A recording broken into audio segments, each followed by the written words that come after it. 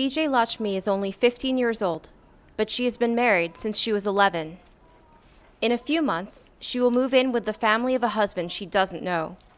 There, she will cook, clean, tend the livestock, and most likely start having children of her own. She has no choice. I regret being married young, but what can I do? I hope this doesn't happen to others. In Nepal, 2 out of 5 girls are married by age 18, even though child marriage is against the law. Campaigns against the practice are starting to have an impact, but the change is coming too slowly and too late for many. Too late for Shanti, age 16. Like BJ Lakshmi, Shanti was formally married before puberty. She has lived with her husband Ramesh and his family since she was 14.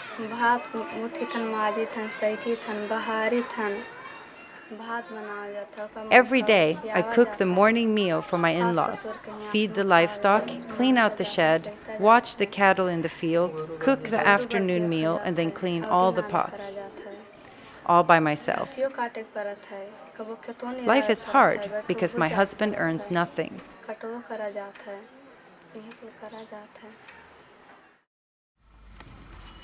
Ramesh, 17, left school after 5th grade and has no job.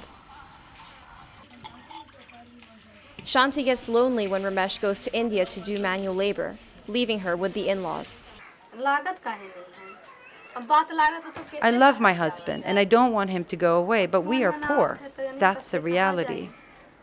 I'm married now, I have to bear my fate.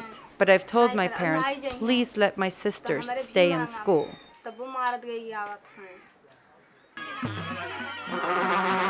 Child marriage traps girls in a continuum of violence, discrimination, and abuse.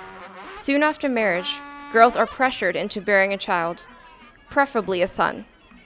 Many start bearing children before their bodies are ready, putting them and their babies at risk of deadly complications during childbirth.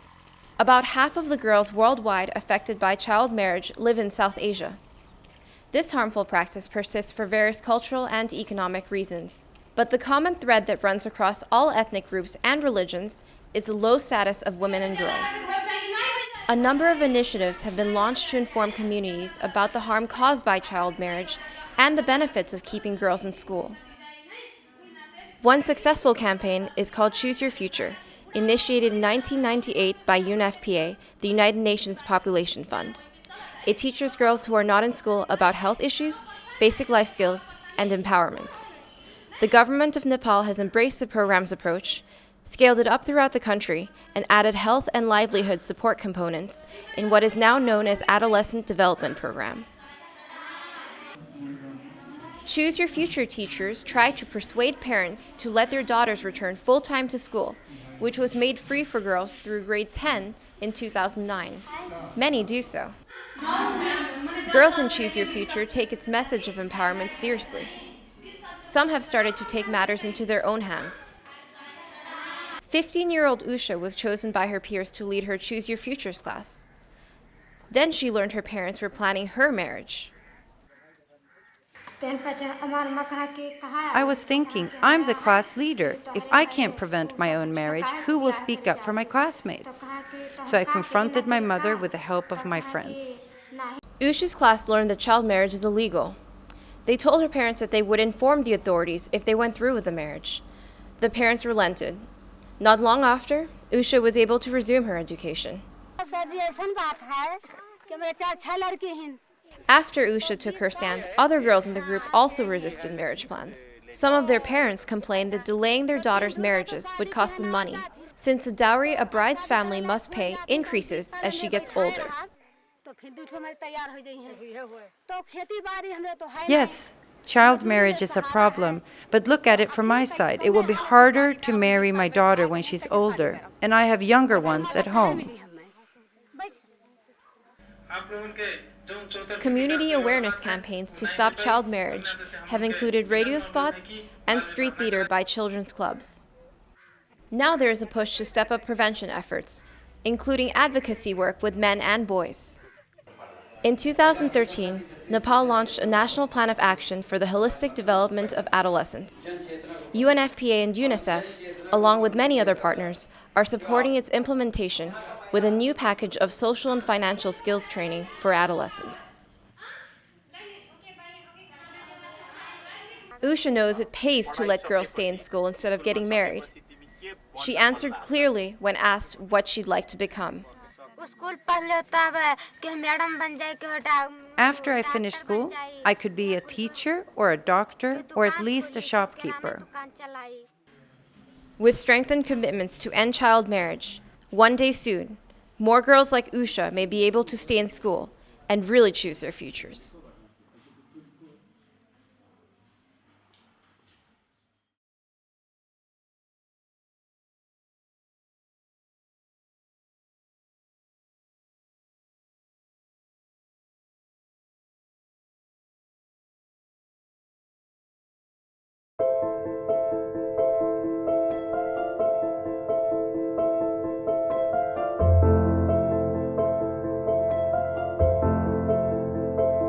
The mutilation or cutting of female genitals, also known as FGMC, and child marriage are human rights violations and manifestations of gender inequality. Yet these age-old traditions continue today. More than 130 million girls and women alive today have undergone some form of FGMC in the 29 countries in Africa and the Middle East where it is most common. This is 4 times the female population of the United Kingdom. The practice of FGMC is also found elsewhere, but the exact number of girls and women affected in these other places is largely unknown. The practice is almost universal in countries like Somalia, Guinea, Djibouti, and Egypt, where more than 90% of the female population has been cut. Overall, the chance that an adolescent girl will be cut today is about 1/3 lower than it was 3 decades ago. Dramatic reductions in the practice of FGMC have been found in certain countries, including Liberia, Kenya, and the United Republic of Tanzania. Despite progress, as many as 30 million more girls alive today may be cut in the next decade alone if action against FGMC is not accelerated. This number will continue to grow as the population of girls in affected countries rises. By 2050, nearly 500 million more girls and women will be living in these 29 countries than are there today. If there is no reduction in the practice between now and 2050, the number of girls affected each year will grow from 3.6 million today to 6.6 million in 2050, and a total of 192 million more girls will be cut. But if the rate of progress achieved over the last 30 years is maintained, the number of girls cut each year will only grow from 3.6 million today to 4.1 million in 2050. If that's achieved, an estimated 130 million girls will be spared this grave assault to their human rights. To see a drop in the number of girls cut, progress must be accelerated. So what is the path moving forward? 2/3 of women and men living in 29 countries think that the cutting of girls should stop. Public dialogues can provide the spark for community-wide change.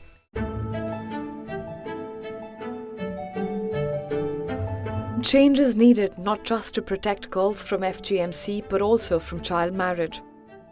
Worldwide, more than 700 million women alive today were married as children. That's 4 times the female population of the United States of America.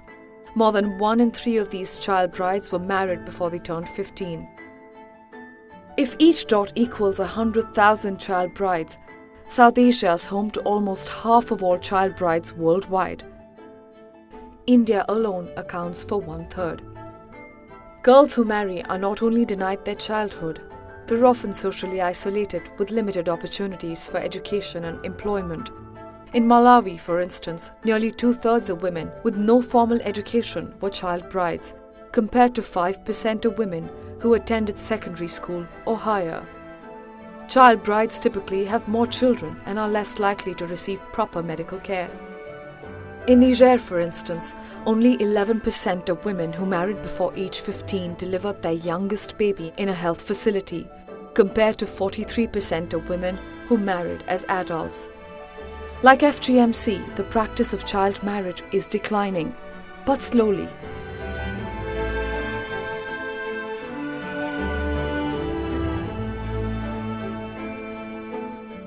In Indonesia, the risk of marrying before age 18 is less than half of what it was 30 years ago. But that was the past. What does the future hold for the present and future generations of girls? If there is no further reduction in the practice, the total number of women married in childhood will reach nearly 1.2 billion by 2050. However, if the same rate of progress witnessed in the last 30 years is sustained, the number of child brides will remain at around 700 million in 2050. To see this number drop, the rate of decline must accelerate. We have the knowledge and programs in place to bring these practices to a definitive end. There is no time to lose.